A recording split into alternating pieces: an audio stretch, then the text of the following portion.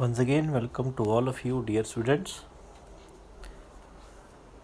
इस समय हम क्लास 12th का unit 2 that is consumer equilibrium and demand discuss कर रहे हैं, जिसमें आपने पिछली वीडियोस में कंज्यूमर इक्विलिब्रियम कंप्लीट किया है।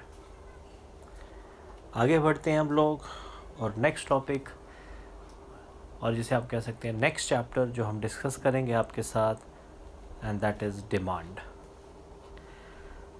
तो आइए इसको स्टार्ट करते हैं। सबसे पहले हमें डिफ़ाइन करनी होगी डेफिनेशन ऑफ डिमांड। अगर हम इंग्लिश डिक्शनरी में देखें कि भाई डिमांड क्या होता है, तो सब बोलेंगे desires. But economics definition of demand को सिर्फ डिज़ायर तक ही सीमित नहीं रखती।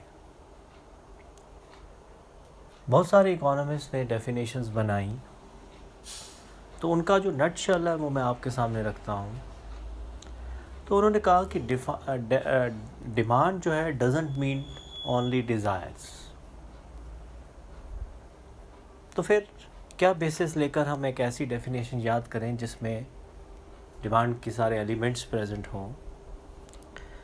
तो देखिए, डिमांड की डेफिनेशन डिफ़ाइन करते समय इकोनॉमिस्ट कहते हैं उसमें 3 एलिमेंट्स का होना बहुत ज़रूरी है।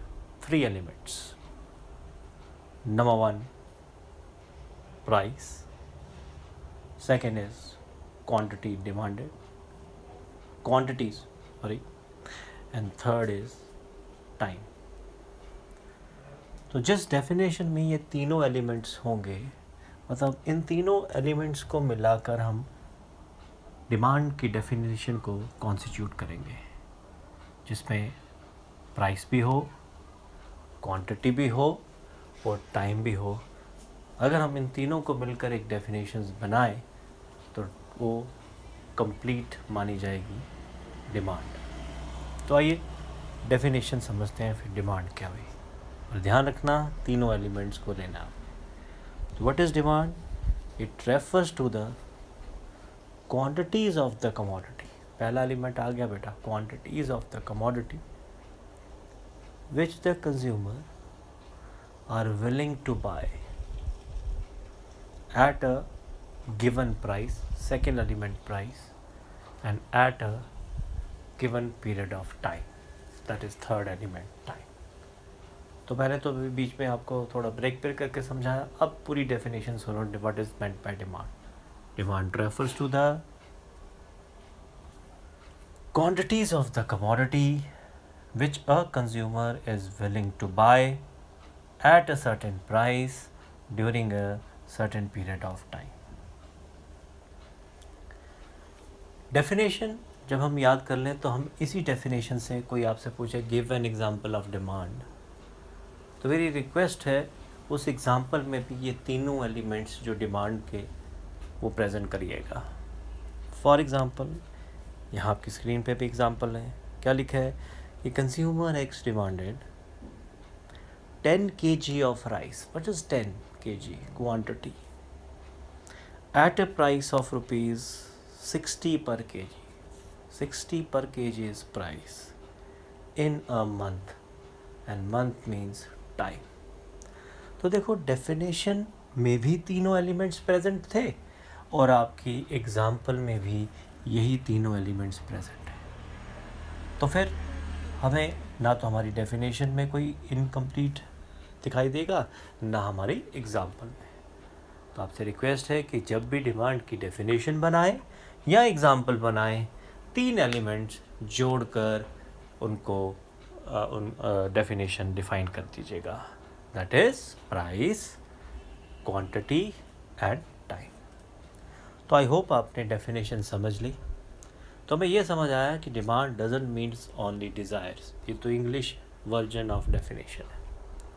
तो हमने इकोनॉमिक्स में इसकी डेफिनेशन पढ़ी कि demand refers to the, I repeat again, quantities of the commodity which a consumer is willing to buy at a given price during a certain period of time. With this, आपको मुझे लगता है कि आज जो हमने चैप्टर स्टार्ट किया demand, उसकी डेफिनेशन अंडरस्टैंड होगी। आगे चलते हैं। डिमांड जो होती है, अब वो 2 टाइप्स की होती है, हम ये कहते हैं। One is individual demand and second is market demand. Definition देखना वही रहेगा, उसमें 3 एलिमेंट्स प्राइस, क्वांटिटी और टाइम ही रहेगा। बट अगर हम एक इंडिविजुअल कंज्यूमर के प्रोस्पेक्ट से कहेंगे तो वो इंडिविजुअल डिमांड बन जाएगी, और अगर हम all the consumer in the market के प्रोस्पेक्टिव से डेफिनेशन बनाएंगे तो वो मार्केट डिमांड बन जाएगी। सिर्फ सुनिएगा और अपने आप अंडरस्टैंड हो जाएगा। डेफिनेशन वही जो मैंने अभी डिमांड की डेफिनेशन बनाई, प्राइस, क्वांटिटी, टाइम, तीनों को लिया। बट अगर मैं एक सिंगल कंज्यूमर को लेकर बात करता हूँ तो individual demand, all consumers in the market की बात कर देंगे तो मार्केट डिमांड। कोई ज़्यादा इसमें फ़र्क नहीं है, ठीक है। तो ध्यान रखना, इंडिविजुअल डिमांड ये नहीं कह देना एक सिंपल वर्जन में individual demand means demand of a single consumer. वो तो सही है, बिल्कुल सही कह रहे हैं आप, बट उस डेफिनेशन में डिमांड के कॉन्स्टिट्यूएंट्स डालिए ना बेटा, दैट इज़ प्राइस, क्वांटिटी और टाइम। तो कैसे बनेगी इंडिविजुअल डिमांड? तो हम कहेंगे it refers to the quantities of the commodity which a single consumer is willing to buy at a given price during a certain period of time. But हमें market demand की definition बोलनी होगी तो हम क्या कहेंगे? अब हम ऑल कंज्यूमर्स के प्रोस्पेक्ट से बोलेंगे तो हम थोड़ा सा चेंज करेंगे। It refers to aggregate of the quantity demanded of all the consumers at a different price during a certain period of time। तो इस तरह से आपने एक और टॉपिक छोटा सा पढ़ा, that is individual demand and market demand. आगे बढ़ते हैं। नेक्स्ट आता है बेटा आपका demand schedule and its types. ये छोटा सा क्वेश्चन 3 मार्क्स में कभी कभार पूछ लेते हैं। What is schedule? शेड्यूल आप यूनिट 1 में भी बनाते रहे। शेड्यूल मीन्स टेबुलर प्रेजेंटेशन, और डिमांड पे टेबुलर प्रेजेंटेशन होता किसका है? एक होता है प्राइस का और दूसरा क्वांटिटी डिमांडेड का। तो आइए डिमांड शेड्यूल की डेफिनेशन बनाते हैं। तो what is demand schedule?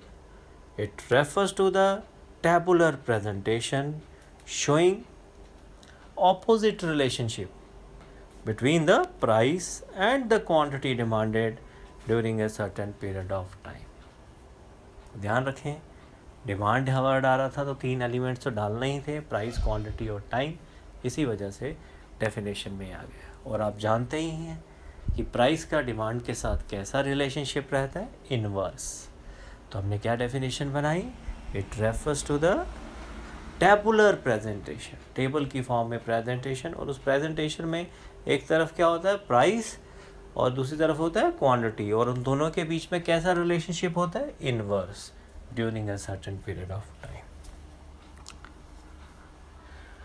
Demand schedule हम 2 तरह से प्रेजेंट करते हैं। एक इंडिविजुअल डिमांड शेड्यूल, मतलब demand schedule of a single consumer, और एक होता है market demand schedule, means demand schedule of all the consumers in the market.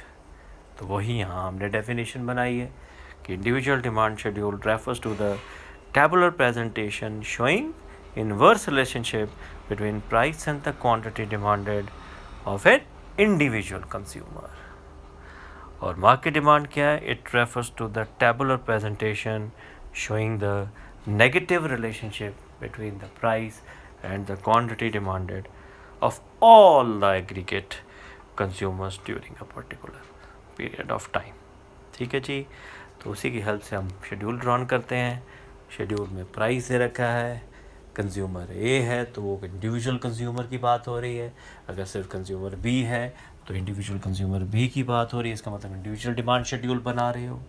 और अगर इन दोनों को प्लस कर देते हैं, सपोज करें 2 ही कंज्यूमर है मार्केट में, राइट, इन दोनों को प्लस कर देते हैं, या एक और लेते शेड्यूल जिसमें सी ले लेते कंज्यूमर, तो ए प्लस बी प्लस सी, फिलहाल इस क्वेश्चन में तो ए प्लस बी है, तो वो तीसरा जो बन जाता है वो क्या है? यहाँ पर मार्केट डिमांड शेड्यूल बन जाएगा। तो मार्केट तो प्राइस और इंडिविजुअल डिमांड शेड्यूल में आप कैसा रिलेशनशिप देख रहे हो, इन्वर्स, चाहे वो ए के प्रोस्पेक्टिव से देखो चाहे आप बी के प्रोस्पेक्टिव से देखो। और इसी तरह से प्राइस और मार्केट डिमांड में भी आप कैसा ही रिलेशनशिप देखोगे, इन्वर्स।